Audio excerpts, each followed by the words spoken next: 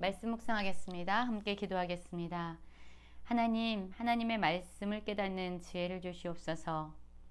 감정에 휘둘리지 않게 하시고 손익을 개선하지 않게 하셔서 하나님의 말씀을 담대히 따를 수 있는 믿음의 용기를 갖게 하여 주시옵소서. 예수님 이름으로 기도했습니다. 아멘. 오늘의 말씀은 역대하 25장 1절부터 13절까지의 말씀입니다. 말씀을 함께 살펴보시기 전에 개인적으로 말씀을 꼭 읽으시고 묵상하는 시간 가지시기 바랍니다. 25장 1절입니다. 아마샤가 왕위에 오를 때에 나이가 25세라. 예루살렘에서 29년 동안 다스리니라. 그의 어머니의 이름은 여호앗단이요 예루살렘 사람이더라. 아마샤가 여호와께서 보시기에 정직하게 행하기는 하였으나 온전한 마음으로 행하지는 아니하였더라 라는 말씀으로 시작합니다.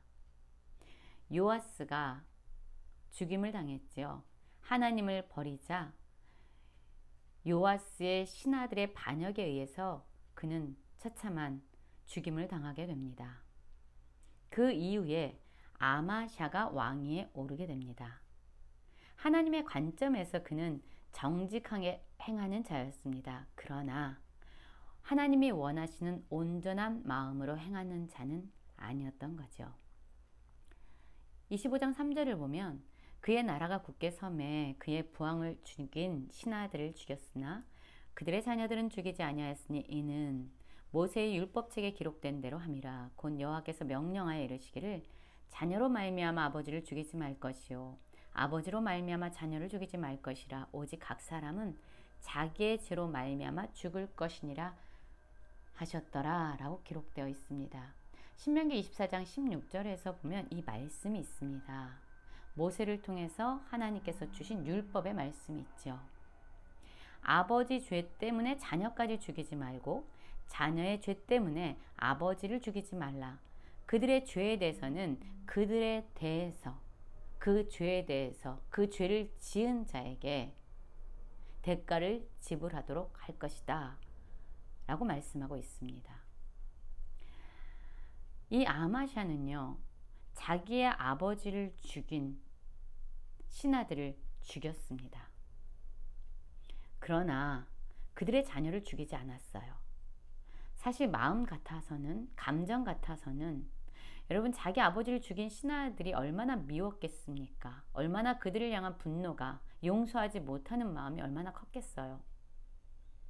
신하를 죽이는 것은 당연하고 그들의 자녀까지 죽여서 원수를 갚고자 하는, 보복하고자 하는 마음이 얼마나 컸겠습니까? 그러나 이 아마샤가 대단한 것은요, 하나님께서 말씀하셨기 때문에 그대로 순종했다는 거예요. 자기의 감정에 휘둘리지 아니하고 하나님의 말씀에 자기의 감정을 내려놓았다는 겁니다. 여러분, 이 일은 참으로 쉽지 않습니다. 하나님이 용서하라고 말씀하셨지만 진짜 용서하는 건 쉬운 일이 아니에요. 원수를 사랑하는 것 쉽지 않습니다. 오히려 미워하는 게 쉽죠. 분노를 가라앉히는 건 역시 쉽지 않습니다. 그러나 하나님 말씀 앞에서 우리의 감정을 내려놓는 그 일을 이 아마샤가 해낸 겁니다. 감정에 휘둘리지 않고 하나님 말씀에 그대로 따르는 그러한 모습이, 믿음의 모습이 아마샤에겐 있었습니다. 우리에게도 그러한 모습이 있었으면 좋겠습니다. 감정에 휘둘리지 않고 하나님의 말씀을 그대로 따를 수 있는 순종의 용기가 우리에게도 있었으면 좋겠습니다. 25장 5절을 보면은요, 아마샤가 유대 사람들을 모으고 그 여러 족속을 따라 천부장들과 백부장들을 세우되 유다와 베냐민을 함께 그리하고 20세 이상으로 계수하여 창과 방패를 잡고 능히 전장에 나갈 만한 자 30만 명을 얻고 또 은백 달란트로 이스라엘 나라에서 큰 용사 10만 명을 고용하였더니, 어떤 사람, 하나님의 사람이 아마샤에게 나와서 이르되 왕이여 이스라엘 군대를 왕과 함께 가게 하지 마옵소서. 여호와께서는 이스라엘 곧 온 에브라임 자손과 함께하지 아니하시나니 만일 왕이 가시거든 힘써 싸우소서. 하나님이 왕을 적군 앞에 엎드러지게 하시리이다. 하나님은 능히 돕기도 하시고 능히 패하게도 하시나이다 하니 라고 말씀이 이어집니다. 여러분이 아마샤가요, 나라가 견고해지면서 전장에 나갈 수 있는 군대를 모집해서 세웁니다. 유다와 베냐민 지파 가운데서 20세 이상으로 창과 방패를 잡고 능히 전쟁에 나갈 만한 사람 30만 명을 얻었어요. 그리고 나서 은 100달란트를 주고 북이스라엘 나라죠. 북이스라엘에서 큰 용사 10만 명을 고용해 왔습니다. 40만 명이라는 큰 군대가 세워진 겁니다. 그때 어떤 사람이 와서 아마샤에게 이야기하는 거죠. 북이스라엘 군대와 하나님이 함께하지 않습니다. 그러니 함께 가지 말라고 이야기하는 거예요.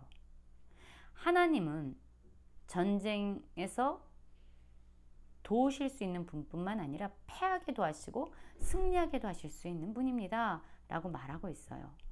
이 하나님의 말씀이 들려왔습니다. 아마샤 입장에서는요, 이것이 참 듣기 좋은 이야기는 아니었죠. 왜냐하면 이미 100달란트를 주고 이스라엘 군대를 그가 고용했잖아요. 북이스라엘 나라에서 큰 용사 10만 명을 은 100달란트를 주고 고용했거든요. 그런데 이 북이스라엘에서 고용된 사람들과 함께 전쟁에 나아가지 말라는 것은 커다란 손실이 될 수밖에 없어요. 이미 은 100달란트를 지불했으니까요. 그러자 아마샤가 그 사람에게 말합니다.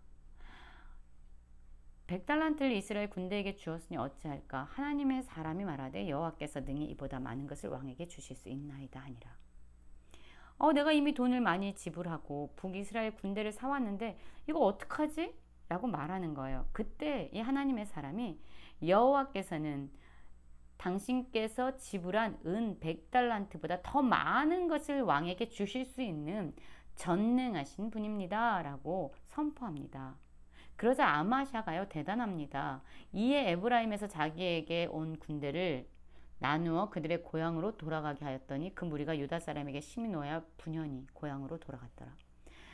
여러분, 분명히 은 100달란트라는 어마어마한 돈을 지금 손에 있게 생겼어요. 손실이 일어나게 생겼습니다. 그럼에도 불구하고 아마샤에게 하나님의 말씀이 임하여지자 아마샤는요, 자기가 얼마나 더 많은 손해를 보아야 되는가 이런저런 계산을 하지 않고요. 망설이지 않고 자기가 사온 북이스라엘의 군대를 집으로 고향으로 돌려보내게 됩니다. 여러분, 사실 하나님의 말씀을 순종하기 위해서, 따르기 위해서 우리가 얼마나 많은 것들을 계산하고 이리저리 생각하면서 살아가고 있습니까?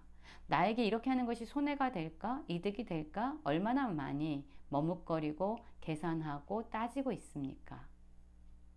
그런데 아마샤가 당신이 손해보는 것보다 하나님께서는 더 많은 것을 주실 수 있는 분이라는 이 말씀을 그대로 믿고 하나님의 말씀에 그대로 순종합니다. 자기가 얼마나 많은 손해를 보든 얼마나 많은 손실이 있든 상관없이 하나님의 말씀에 순종합니다. 그럴 때 어떤 일이 벌어집니까? 아마샤가 담력을 내어 그의 백성을 거느리고 소금 골짜기에 이르러 세일 자손 10,000명을 죽이고 유다 자손이 또 10,000명을 사로잡아 가지고 바위 꼭대기에 올라가서 거기서 밀쳐 내려들어 그들의 온몸이 부서지게 하였더라. 엄청난 승리를 가져오게 된 거예요. 하나님의 말씀을 전해 주었던 이 하나님의 사람, 그가 선포했던 말씀처럼 하나님은 믿음으로 순종한 아마샤에게 어마어마한 승리를 가져다 주시는 겁니다.